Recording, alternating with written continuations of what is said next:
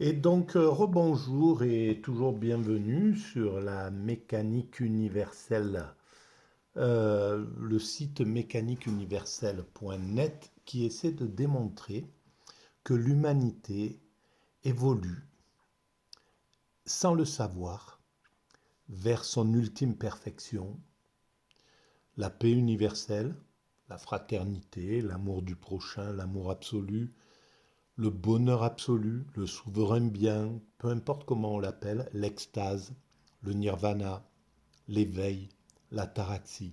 Voilà. On va vers cette dimension. L'humanité construit progressivement cette, cette curieuse chose. Voilà.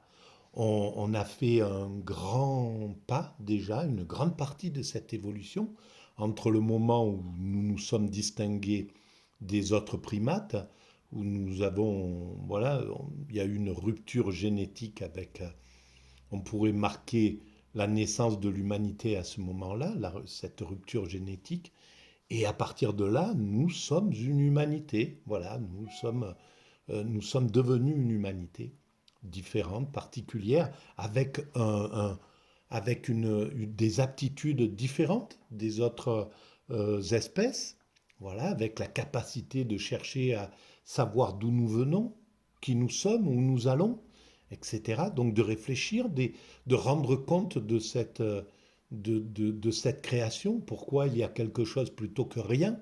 C'est ce que nous cherchons en même temps. Et puis en même temps, on construit l'humanité, on découvre des choses, voilà.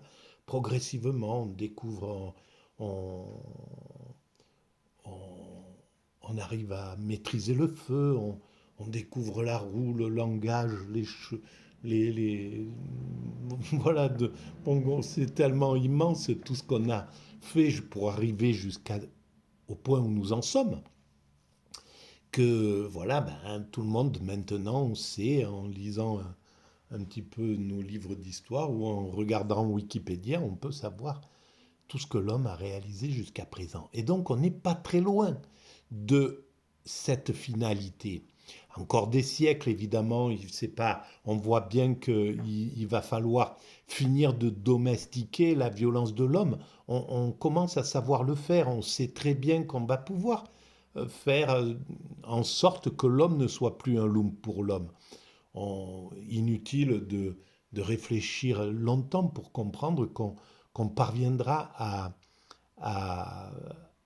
à faire qu'un homme ne soit pas obligé de sombrer dans la violence, la méchanceté, ce qu'on veut, en fait, ce qu'on appelle le mal, qui est juste des souffrances, une façon de, voilà, des choses qui n'ont pas été gérées, ou un narcissisme pathologique qui devient psychopathique. Voilà, un Hitler, c'est un narcissique que rien n'a empêché d'évoluer jusqu'à ce point-là. On sait que pris dans l'enfance, on peut apprendre à un enfant à devenir, euh, à développer son empathie, à aller vers la sensibilité, etc., etc. Donc tout ça, l'humanité saura gérer ce genre de choses. C'est clair, il faudra peut-être encore quelques siècles, c'est possible, mais on sait qu'on saura le gérer par plein de moyens. Je vous laisse imaginer tous les moyens qui commencent à devenir à notre portée pour empêcher que l'homme soit un loup pour l'homme. Voilà. Et donc, dans cette grande réflexion, je continue cet ouvrage que j'ai trouvé tout à l'heure en, en brocante, et pour comprendre la philosophie de Simone Nicola. Et donc, j'en étais arrivé, donc je- j'ai vu, c'est le chapitre 2, euh, la condition humaine, exaltation, résignation, angoisse. J'ai vu l'exaltation dans la première vidéo.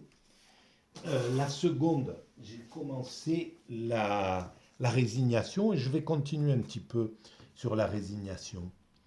Alors l'exaltation, c'est l'ubris chez les Grecs. Et la résignation, eh bien, c'est aussi l'accès à la sagesse. Donc je vais continuer un petit peu à lire ce qu'a écrit donc Simone Nicolas. La résignation. À bien la comprendre, la vertu de la résignation est une force aussi considérable que l'hubris. Alors l'hubris, c'est la démesure. C'est une force de création. On a besoin de cette hubris encore, on a besoin de cette démesure, on a besoin de gens qui vont imaginer de créer des villes ultra propres maintenant, des villes euh, écologiques. Sur la première vidéo sur l'hubris, j'ai montré l'image de Neom. C'est une ville futuriste qui a été imaginée là en Arabie Saoudite. Voilà. Et donc, il y a plein de projets comme ça qui sont là. Pour l'instant, on est toujours dans la démesure, tout simplement parce que on n'a pas pris conscience encore que euh, c'est le bien de l'humanité, qu'il faut travailler, qu'il faut construire dans le sens du fait que ça soit pas compliqué, qu'il n'y ait pas besoin d'une tribu d'ouvriers, de gens qui soient pas heureux pour entretenir tout un système, par exemple. C'est peut-être pas la bonne solution, mais peu importe, c'est pas la, on est encore dans cette idée de l'hubris, voilà. Mais on va en sortir et à ce moment-là, on construira à l'échelle humaine, on construira de façon absolument durable, totalement durable, un système, on arrivera au moment où sur cette planète, on aura construit toute la structure, tout aura été fait de manière à ce que on n'abîme plus cette planète, à ce que ça soit simple, à ce qu'on puisse juste avoir la possibilité de vivre le bonheur, de vivre du bonheur, de vivre, d'être heureux tout simplement, d'être voilà, heureux en relation humaine, de jouir de cette existence. Voilà. Alors, à bien la comprendre, la vertu de la résignation est une force aussi considérable que l'hubris, mais elle ne s'applique pas aux mêmes objets et elle n'a pas la même cause. Finalement, cette force énorme opposée par la résignation à l'impossible, c'est l'homme lui-même dans sa liberté propre. On peut estimer que l'homme de l'exaltation est soulevé par des puissances qui le dépassent, tandis que le sage tient toute sa force de lui-même. Voilà. Dans cette résignation, il y a une force.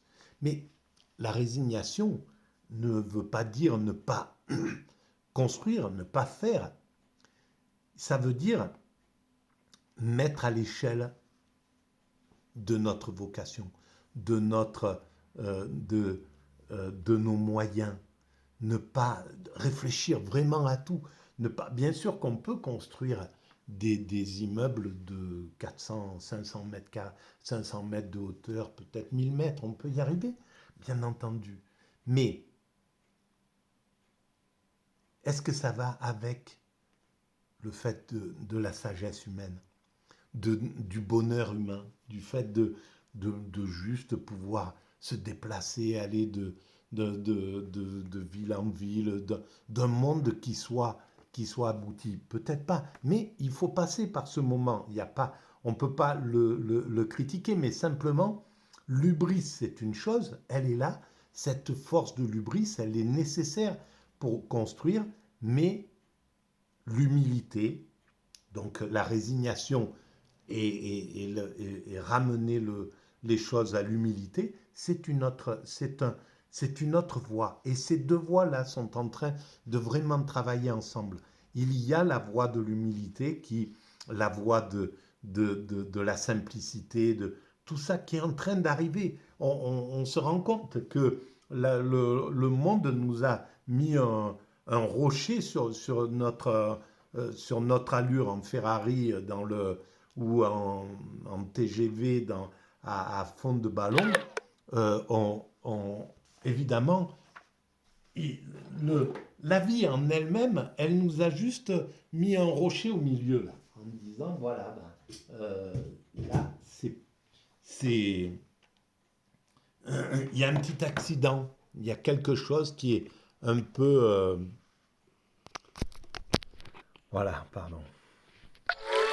Il y a quelque chose de, voilà, il va falloir dépasser euh, cette démesure que vous avez fait. Voilà où a conduit la démesure. Il y a quelque chose, tout simplement parce que vous êtes des téméraires, vous évoluez sans réflexion. Mais on ne pouvait pas évoluer autrement. On était obligé d'être, tant qu'on ne sait pas pourquoi on travaille, pourquoi on construit cette humanité, cette hubris, elle était complètement logique et normale. On a bien fait d'agir comme on a agi. Et donc, c'est pour ça que d'ailleurs, la prise de conscience du sens de l'humanité, à mon sens, est très proche. Parce que justement, on est dans un état de danger, là, avec la planète. On ne peut plus construire comme on a construit, on ne peut plus vivre comme on a vécu, on ne peut plus vivre sur les valeurs qui nous ont servi ces 30 dernières années, les valeurs d'ultralibéralisme. On ne peut plus continuer comme ça. Donc la prise de conscience du sens de l'humanité, là je viens de prendre conscience de ça, à mon sens, est très proche. Voilà. Je pense que c'est une nécessité, tout simplement. C'est juste la logique de l'évolution. Il y a un moment, ben voilà, cette prise de conscience va être vitale pour l'évolution. Donc je continue ma lecture. Euh, Mais le sage reconnaît sa limite. Alors, on peut estimer que l'homme de l'exaltation est soulevé par des puissances qui le dépassent, tandis que le sage tient toute sa force de lui-même. Mais le sage reconnaît sa limite. Non, pas le héros exalté, pas le héros exalté. Il ne connaît pas sa limite. On avait besoin d'être des héros. On a été ces héros, les 12 travaux d'Hercule, on les a complètement... euh, on devait les faire et je ferai une vidéo là-dessus. J'avais analysé ça au tout début de la mécanique universelle. Tous ces travaux, les 12 travaux d'Hercule, on les a réalisés, on devait les réaliser et on est en train de les réaliser ou on les a réalisés. On a dû maîtriser la bête qui était en nous, etc. On doit, etc. Il y a tout un tas de choses. Nettoyer les écuries d'Augias, etc. Toutes ces... On reviendra là-dessus plus tard. En tout cas, ces deux façons... Alors, moi, par contre, on parle de la résignation, mais il y a l'exaltation, la résignation et l'angoisse, mais moi je suis tout le temps dans l'exaltation et je voudrais bien parler un peu avec de la résignation. Et je n'y arrive pas. Je suis désolé de vous mettre cette exaltation tout le temps dans les oreilles. Ça doit être insupportable. Je pars des fois avec une bonne intention et puis cette machine en moi, là, cette exaltation, ce cheval furieux, repart de plus belle. En tout cas, je continue de lire. En tout cas, ces deux façons d'aborder la condition humaine sont-elles compatibles? Assurément pas. C'est la folie ou la sagesse. La volonté. Alors, chez le même homme, non, elles ne sont pas compatibles. Mais dans l'humanité, ben oui, il faut qu'il y ait de l'hubris, il faut qu'il y ait de l'exaltation et il faut qu'il y ait de la résignation. Et il faut qu'il y ait plus de résignation que d'exaltation.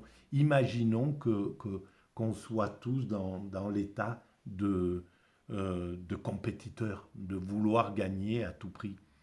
Ça ferait un monde de violence, mais absolue.